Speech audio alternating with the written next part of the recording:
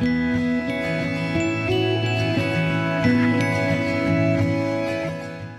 name is Lois Shannon, and I am the founder of the Women's Network, which is a resource for women and a platform for reclaiming our womanhood and taking us on a journey, I guess, to our womanhood. I felt like I really had abandoned myself in many ways as a woman. And I wanted to create a resource that was what I would have been looking for when I was at this stage of my journey. And we're going to be talking about a journey to womanhood with Kundalini Yoga and with Sukraj today.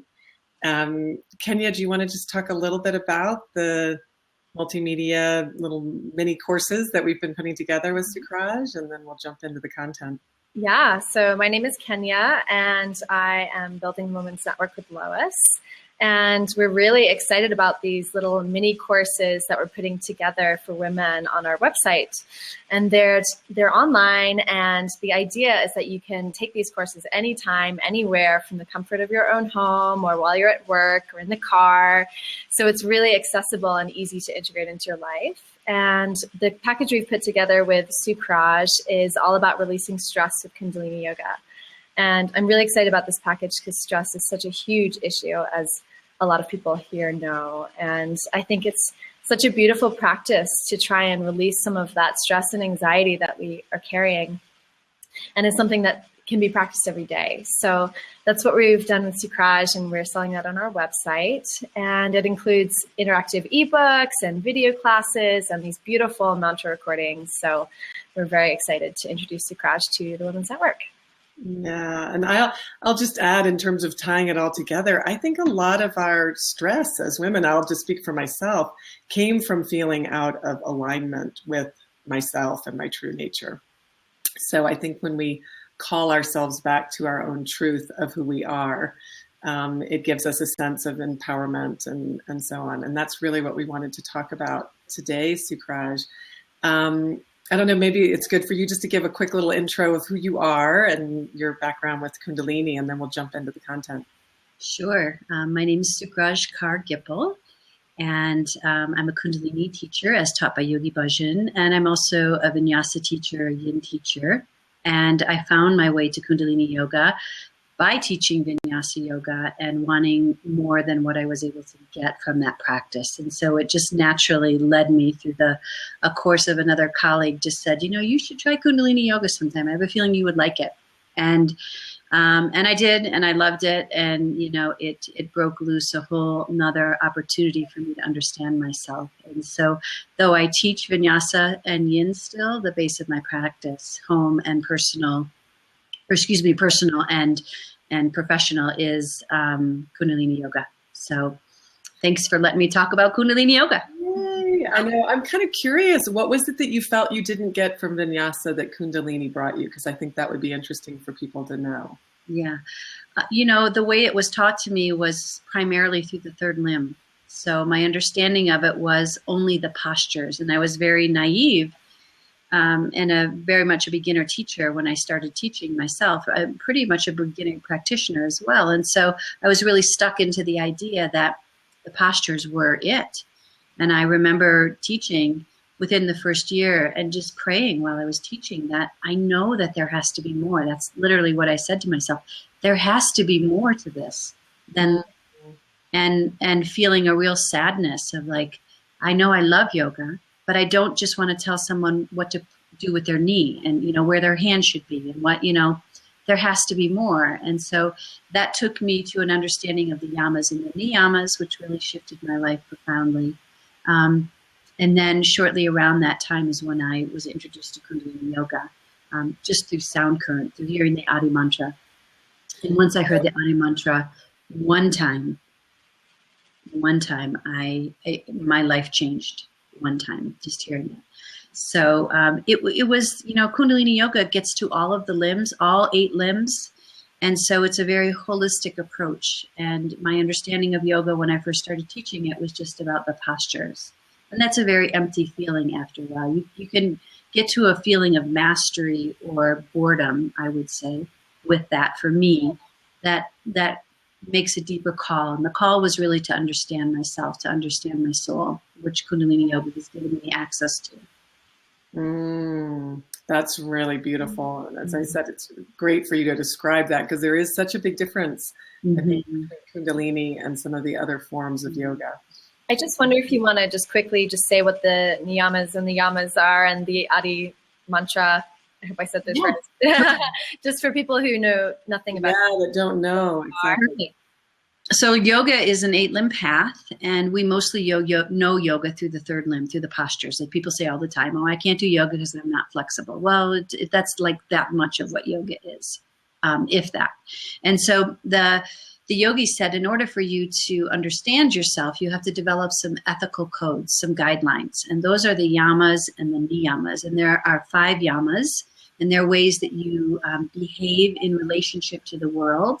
And then there are 5 niyamas, which are how you begin to understand and relate to yourself. And they're really powerful, because when we say things like my soul and, my true path and all that kind of stuff, it's really hard to get to that understanding. And so the yamas and the niyamas lay down some really practical ways to understand who you are and how you're showing up in your life, and what do you really think, what really matters. And they're very concrete, which is what I love about them. They're very practical. You can apply them, every day into your life. And they're the key to your happiness, is to having your own ethical code of how you're going to show up with the world and with yourself. That doesn't mean how people treat you, because it's already predetermined. You know how you're going to treat yourself, and you know how you're going to treat your interactions with the world. It's a very powerful way and important way for us to be understanding ourselves. So those are the first 2 limbs. They're called the yamas and the niyamas. And then the Adi mantra is the opening chant that we chant to get into the Kundalini Yoga practice. And that mantra, Om Namo Gurudev Namo, reminds us that who we're really looking for, our soulmate, that word that we use all the time, it's really us. We are our own soulmates, and we are our own teachers. And we need to make our own voice and our own opinion of ourselves the most important, and understand and invite the teacher and the divine within us up and out and relate to her. And so that mantra helps us to understand on a vibrational level that that which has created us is inside of us and moving through us, as in our Satnam. And so that energy is inside of you, but it's also outside of you as well. There's a benevolent army around us wanting for us to recruit it and invite it into our lives so that we can be guided by it as well. It's just as real as our inner voice. And so that mantra brings us to an understanding and experience of what that feels like. It also calls in what we call the golden chain, which are benevolent teachers all over in unseen form that are immediately with us. They hear the call and they're there. So that's the Adi mantra. It is so beautiful. And I think the understanding that how we treat ourselves, the relationship to ourselves, is actually how others will treat us, that there's that vibrational frequency. And for me, Kundalini was actually the first time, Sukraj, that I was able to tap into my inner voice and hear clearly how I was treating myself. And no wonder that those around me treated me that way. I actually had struggled a lot with worthiness and insecurity. And I was just going to ask you for you, and I think when Yogi Bhajan came to the United States, one of the things he really tapped into was the women. He was really interested in the women and how they were showing up. And I was wondering if you could just talk a little bit about how Kundalini Yoga views women and Yogi Bhajan's teachings, and what is a woman worth, the kind of the worth of a woman. Yeah, I love your title. I was looking at it. I Am Woman. Well, because there actually is a book with his teaching. There is, yes. I Am Woman. And Kendra will laugh, but that song that was actually part of the roar. I know. I am woman, hear me roar. That is like my theme to that one. I love it. I totally remember it. Yeah. Definitely. When Yogi Bhajan came to United States, he came through Canada first. It didn't work out, and then he came over to California. And, right in the middle of the drug scene. And he was shocked at not only how women treated themselves, but how society treated women and the way that they were degraded. And it was really quite a surprise to him. And so I think I said in the last time we talked, but it's always worth repeating, is that he said, you know, everyone calls you a chick. You know, people refer to you as chicks, but when I look at you, I see eagles. And my job is to help you understand you are an eagle, and your job is to fly, to spread your wings, and to go wherever it is you want to go. And so he had very specific teachings for women to help us understand that we have this part of ourselves. You know, in Kundalini Yoga, we refer to ourselves as having 10 bodies. And one of those bodies is called the radiant body. And women actually have an extra energetic line to their radiant body from nipple to nipple. So the radiant body comes from earlobe to earlobe. And it's an energy body that comes over. And a lot of our, you know, artwork or pictures, you know, spiritual pictures, esoteric pictures show that arc line, that energy line. But women have another one from nipple to nipple, and it brings a tremendous amount of sensitivity to us. And so what he saw is that we reverse that sensitivity and we hurt ourselves with that sensitivity, and we feel unworthy and we feel incapable and we don't use our voice, and, you know, all of these ways that we hurt ourselves. That, you know, his famous line is, "You are 16 times more powerful." And then he would say, "And you are 16 times more blank." You fill in the blank. You're 16 times more crazy. You're 16 times more, you know, angry. You're 16 times more, you know, jammed up. Yeah. So that sensitivity he really brought to light and helped us to understand how we use that extra arc line to empower ourselves, which ultimately means to create and to nurture. And so he was very specific in the ways that he did that and helped to build women up to understand their grace and their subtlety and the ways that we all individually express that, and really gave a lot of freedom around that. So he would take women out once a year for 8 weeks, and he would work just privately, you know, in what he called women's camps. And he created in Kundalini Yoga what are called the women's teachings. And so he had just some beautiful things. And that book that you mentioned would be a great one if anyone's interested. I love that book, I Am Woman, and it's a staple for me to teach. Anytime I do a retreat, that's the first book I grab for women. Yeah. And what are some of the teachings from that book that really stand out to you that are most helpful to some of the women that you teach?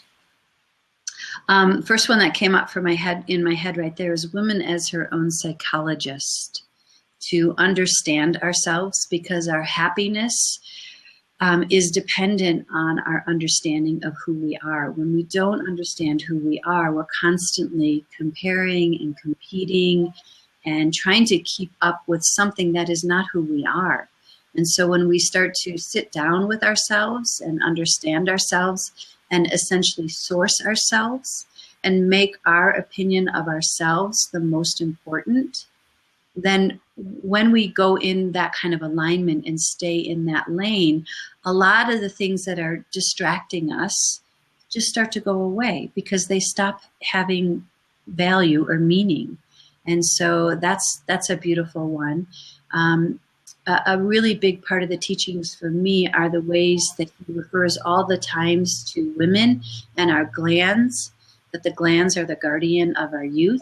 And that is not to say that you need to look a certain way. The whole thing that we're always going after is not a look, it's a feeling. It's the way that we want to feel. And our inner radiance, our inner beauty from that felt sense, that experience, which is what we project and makes a woman ultimately beautiful. But he talks a lot about taking care of your glands, because the glands have everything to do with your feelings. And women's feelings get jammed up and get confused. And when we're not secreting from the glands, we're not having the emotions that we need to have. And so much of what we need to get comfortable with as women is that we are emotional beings. We are the moon, and we wax and wane like the moon. And our mind, our personality, literally, this is another one of the lessons that is really important, is that we have 11 of these moon centers in our body. and that the moon hits these moon centers for 2.5 days. And when it hits these moon centers in our body, then we have a certain personality. And women get a lot of flack. We give it to ourselves, and we get it from, culturally, that we change our mind all the times. But our moon is our moon, and our mood, our feelings are always changing. And so they feel like we're a totally different person. We might say something one day and really mean it. And 2.5 days later, we change our mind and we really mean it. That's not because we're crazy. It means that we are incredibly sensitive, and like the ocean's waves come and go and the moon waxes and wanes, our feelings come and go too. So it's about self-mastery, self-understanding, taking ourselves to ourselves and sourcing ourselves and trusting where that takes us in our lives. So that one is, we could go forever and ever and ever and talk about the glands and how we literally change, I'll give you a couple examples of that. Like when the moon center is at the brow point of a woman, when it's right here, you do not mess with her. Like we all know that place, right? When it's right there, and people who live with us, they know that too. They might not say, oh, the moon center's at the brow. I'm not saying anything for 2.5 days, but they know it, that a woman is unstoppable when it is at her brow. It doesn't matter. It's there.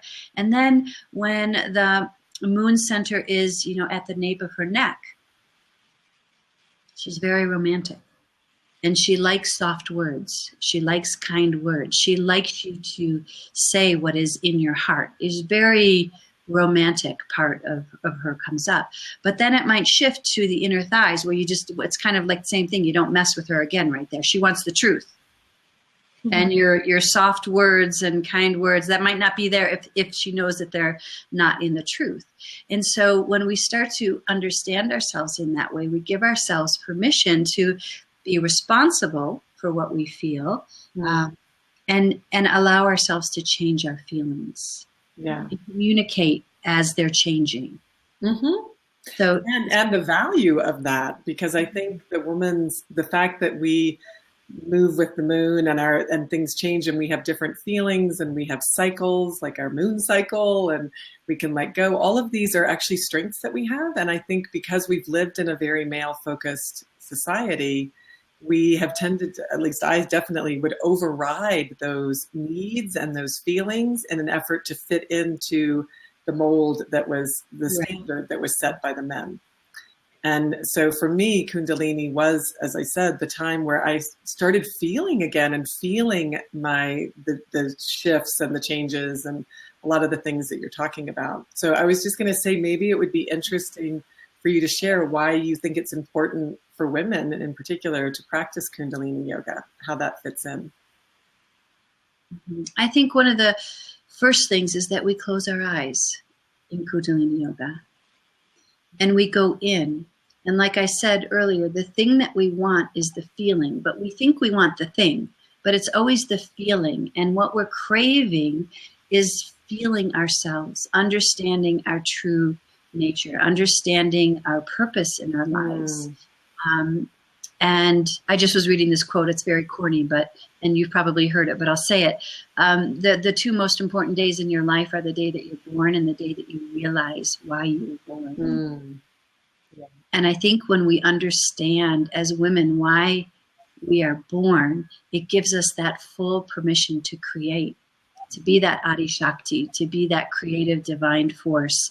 And just like that creative divine force changes, so do we. And we can let ourselves totally, completely do that. And I just spaced out your question. No, actually you answered it so beautifully, because I think that I talked about me, but I had such an emphasis on the outside. I was always wanting to please, and I wanted to be accepted, and I had all these issues of unworthiness. And so my appearance and how I showed up, all these things were so important. And I just realized when you said it, that doing Kundalini was the first time I closed my eyes and was just with myself. And so I think you're right. The feminine is about the inner, right? And the masculine is more of the outer. But I spent so much time on my outside world that it's like this huge gift in Kundalini that we close our eyes and go in. We close our eyes and we open our heart through the mantra. And when your heart is open, things start to feel better. That all the conditions, all the hooks, they just go away, and we begin to have an experience of our authentic self, or as what we say, the say bung, the self-illuminated you, the light that is inside of you. That doesn't care, what your body looks, that doesn't care what you have and what you don't have. It's good on its own. There's nothing that it needs. It doesn't need a detox. It doesn't need, another nice pair of yoga pants. It's just, it is, and it always has been, and it always will be. And when we touch that place inside of us, called the soul, then all of our fears go away. Because we feel ourselves back to the stress. That's what I said. When there's something about going in and finding ourselves that alleviates our stress, because the stress comes from feeling like we have to be something that we're not, or that we have to change, or that there's something we have to do. And you have that constant verbal reminder and encouragement in the Kundalini class. Be who you are. There's nothing wrong with you. You are the way that you are supposed to be, the way that you came out, the situations in your life. They are perfectly designed, divinely designed for you to understand who you are. And when your eyes are closed and you have someone saying that to you, and this amazing sound current, which on its own is changing the vibrational frequency of you, it all fits together. And then you add the component that we so need as women. You're with a group of other people. You have a community right there. That is really important for women, is that we're doing this together. There was actually, I had a little women's circle yesterday, and one of the women was saying as she was twisting, you're supposed to close your eyes. And she said, I was opening my eyes and I just started crying, because when I twist left and when I twist right, I just saw women. And I know these women and I know their story. And to be entering this sacred place with them and understanding myself with them as I'm breathing and chanting, it really moved her to tears.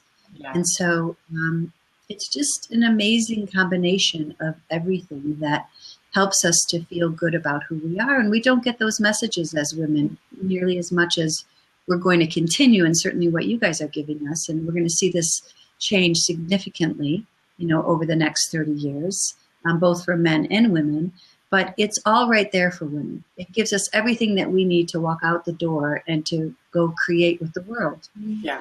I love that that Kundalini Yoga is known as the yoga of awareness, because for me in my practice, it's really just becoming aware of all of the different parts of me, which includes my cycles and my beliefs, and unraveling all of these different teachings that I've had my whole life about what it means to be a woman in this world. And a lot of that is pretending and overriding and trying to be linear when really we need to move with the tides.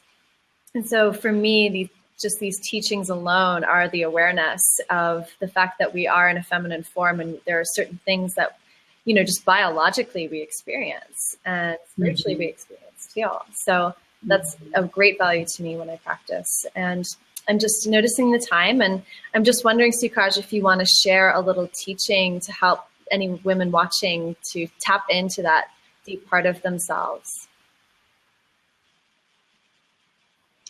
I'm magically waiting for something to pop out. I guess what I would say, and there's nothing there. So what I do want to say is I want to repeat what my teacher has said, which is, if there is one mantra for women to know, it is the Adi mantra. And we don't have it right here, but you could Google it, right? At any point, or YouTube it. And it is an important mantra to help you to understand that your divine right as a female body is to create, and it is to create what is in your heart and what is in your womb together, letting those come together.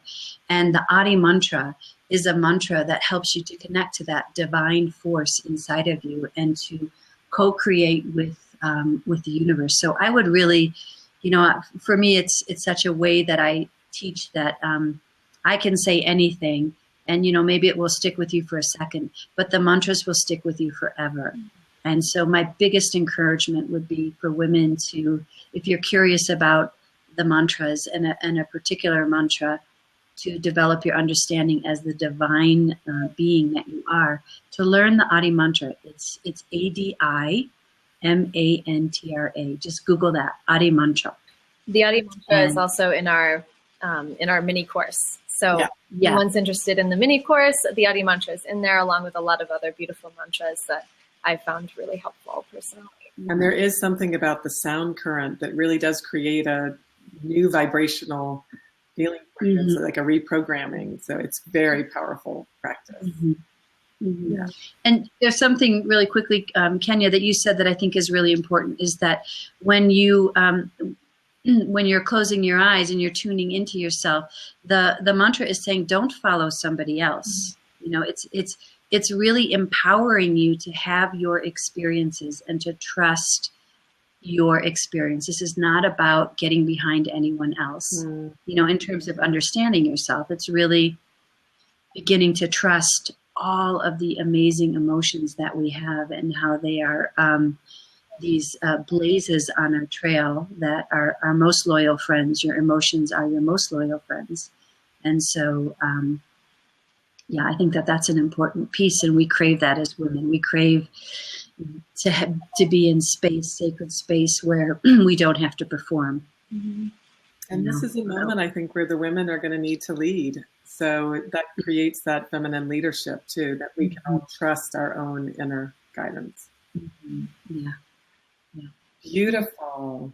Okay. Well, thank you so much, Sukraj. It's always such a pleasure to share space with you. And we're excited about having your teachings go to a wider audience through some of the content that we've been packaging. And we'll look forward to doing some other discussions and things in the future around the feminine. Thank you.